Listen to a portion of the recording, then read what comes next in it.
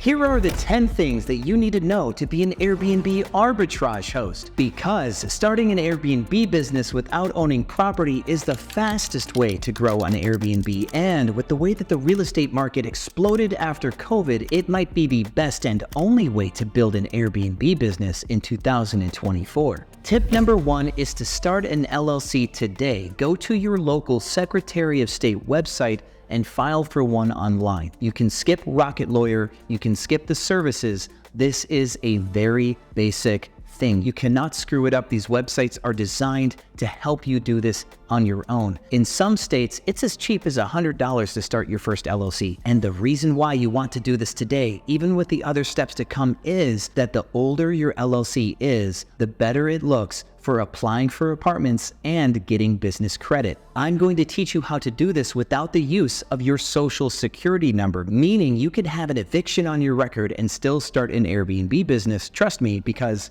when I started my business, so did I. Tip number 2 is to learn the art of persuasion. The reason why is you will be talking to landlords, you'll be talking to apartment complexes, you'll be trying to convince them to trust you and to do something that they may not normally do. Getting permission to do short-term rentals is in a way a sale. You have to convince somebody to do something. And persuasion in your body language, in your tone of voice, in your words, in the way that you dress, in the way that you write is going to be an important factor for winning deals. It's actually the most important thing you could ever learn as a business owner. The third thing that you need to know to start your Airbnb arbitrage business is market research. And the reason why is you cannot just pick any property. And that's why you should be skeptical of the people on Facebook trying to push arbitrage approved apartments. Those people have no experience on Airbnb. They're just apartment locators, and they're trying to get a brokerage fee for locating deals for landlords. They do not know what's going to succeed and what won't. So before you go taking those deals, you need to do market research to find out what properties will make money, which ones won't, what property types, what property sizes, what amenities, what design styles, what price points. You can do all of this right on the Airbnb platform for free. Believe it or not, just load up your desktop, go to airbnb.com, search for a place in any area that you want to do Airbnb, but select I'm flexible and any weekend for the dates, and then select the next 6 months and load those results. The very first 2 pages are going to be the listings that Airbnb wants you to see. And think about this for a second. Airbnb is a software. It's an algorithm. If they want you to see listings, they believe that those are their best listings because their highest likelihood of getting you to book is to show you their best listings. So take note of what is on the first 2 pages of Airbnb. Any listings that have a star and say new, ignore those because Airbnb gives every listing a boost its first month. You will see new listings and then you will see good listings. That's how Airbnb works. Look at the good ones. Try to identify why they are good. Why does Airbnb like this listing? Even go read the reviews and see what the guests have said about these listings. You can even find out how much they are making by going to their calendar and seeing how booked they are and what prices that they charge. I have a deep dive on this, a free playlist of videos on this YouTube channel for market research. Get prepared to watch that playlist next. And number 4, the thing that you need to know is really just a hack. It's a shortcut. If you don't do good market research, this is your backup plan. For Airbnb arbitrage, you'll usually use smaller listings. So I want you to find the best, bigger listings, find their amenities and design style, and I want you to copy the best listings, just make a smaller version of it, because when that big house gets booked, it's gone. No one else can book it. So if your listing uses good design that you stole from a big booked listing, they won't even see that you stole the design style because that other listing is booked. The customers don't care. Copy the best people and just diversify the market or diversify the size. Just go copy the best people and slightly change the product. Either take it to a new city or change the product size. Tip number 5 is to plan to build for scale. I do not want you to do Airbnb arbitrage with 1 or 2 apartments. You do not get the juicy advantage of arbitrage with just 1 or 2 doors. If you build to scale 10, 15, 20 doors, you'll have your own housekeepers, your revenue strategy will get better, you'll have other efficiencies from scale that will make you your money and allow you to automate this business in the future. That is a quick tip to get to number 6, which is my advice for you. Your first deal should be between 3 and 5 apartments in the same apartment building. This is a perfect size to negotiate to try to get free rent from landlords. Remember when I told you to study Persuasion? On the other side of this is you can convince a landlord to give you 8 or 10 weeks of rent for free. My students in my mentorships have gotten over $10 million of free rent. In my business, I have done deals where I've gotten over $500,000 of free rent on more than one occasion. And 3 or 5 doors is enough size for them to consider giving you free rent. It is also the perfect size for a new operator. There's very little work difference between 1 and 3 properties. The reason why? Because to clean a property, that's the majority of the work when your business is running. Staging takes about 72 hours per unit. If you do it right, you can get all 3 done in 4 or 5 days. And then from there,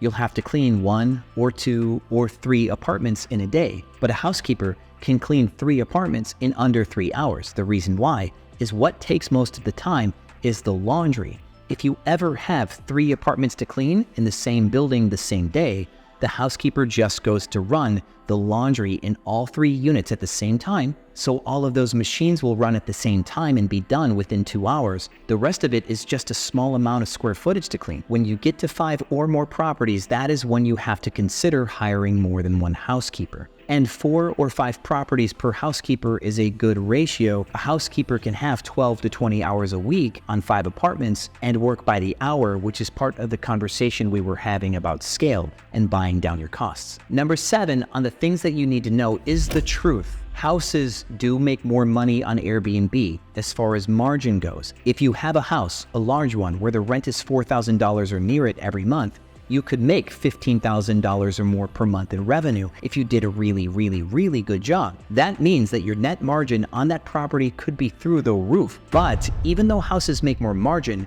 that does not mean that they make better ROI. When you look at this through return on investment, which is how many dollars you put into play and how many you get back, you might find that picking up 5 apartments, getting some free rent, furnishing them on a budget could make you more money total in net profit than getting a house. And also, apartments scale better. You need less money per door to get started, and that means you need less money to do the next one, meaning your money can compound faster, you can scale faster. I do think at some point you should do both. Anytime you build deep in a city and get lots and lots of doors, you shouldn't get all of just one thing. You should diversify. Have some studios, some 1s, maybe a couple 2s, and then 3 and 4 bedrooms after that. This isn't a formal tip here, but I like to skip having 2 bedrooms unless the data is really nice, because with apartments, you compete on price. With houses, you compete on size. 2 bedrooms kind of get caught in the middle. You don't really have a clear strategy. Are you competing on price? Or are you trying to get more people? I don't think 2 bedrooms can sleep enough people to really push margins. So I choose to drop from 3 bedrooms all the way down to studios. Number 8 on what you need to know to start your arbitrage business is a reality check. You need to know that this is not a side hustle. Arbitrage can make you a little bit of money on the side, but what's the point when all of the advantage comes from being big, having your own housekeepers and getting free rent? Why only have 1 or 2 doors and have it as a side hustle that makes you pennies when you can pick up 100 properties and make millions?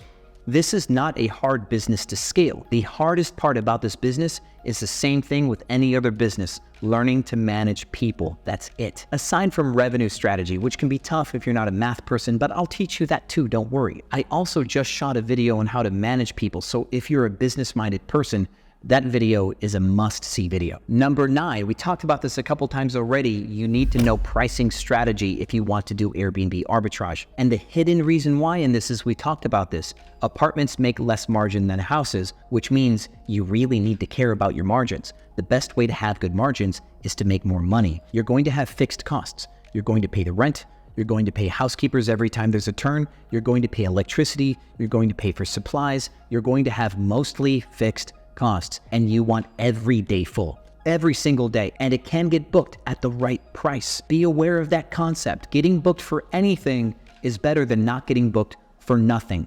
This is called contribution margin. The hotel industry, events and concerts, airlines, they all use contribution margin because the cost to fly the plane or the cost to do the event will be the same no matter how many tickets or seats get sold.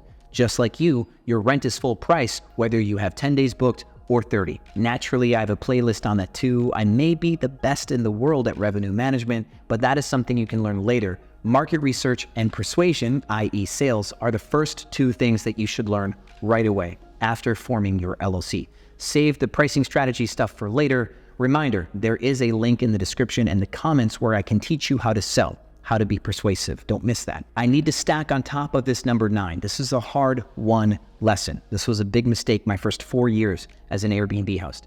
Even though pricing strategy is king, if you have a boring or bad listing, pricing strategy cannot save it. Pricing can only do so much. Pricing strategy will work in peak season with a boring listing, but when slow season arrives, if you have a slow season, there is nothing you can do to get booked because now people know pricing strategy, which means good listings will drop their prices too, and you can't fight a good listing when a good listing's cheap. A boring, cheaper listing cannot beat a good, cheap listing. They'll pay the little extra money to get the better product, so you need to defend yourself proactively by creating a good listing. Market research. And number 10 of the things that you need to know to do Airbnb arbitrage. This is probably my very favorite because it is my newest tip in the arbitrage community right now. In the spring of 2024, it is easy to get furniture from people who are quitting and convince them to sell or finance you the furniture. This has huge, massive implications. If you get a landlord to give you 2 months of rent for free, you didn't pay the landlord much. If you get an Airbnb host that's quit to give you their furniture on monthly payments over the course of a year, you did not have to give them much. You could start an Airbnb business for less than $500. In fact, I am giving away $500 to the very first person who pulls this off according to my system. Watch this video next to learn how to get that $500, and I'll give you that $500 right back. So you can get a listing live for less than $500, and I will give you $500 right back. Thank you so much for watching this video all the way to the end. It means the world to me. As always, my friends, I will see you on the other side.